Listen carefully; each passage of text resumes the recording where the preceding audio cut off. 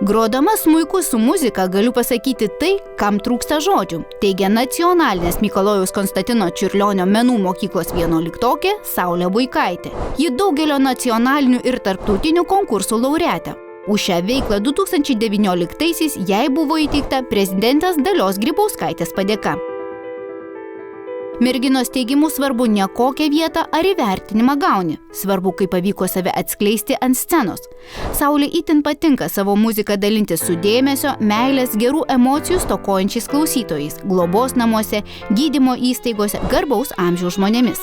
Nors mergina nuo mažens žavėjosi chemija, astronomija, bet į Nacionalinę Mikalojaus Konstantino Čiurlionio menų mokyklą įstojo mokytis dailės. 3 klasėje ją viename koncerte pakerėjo smuikas ir dabar neįsivaizduoja savo gyvenimo ir ateities be šio instrumento.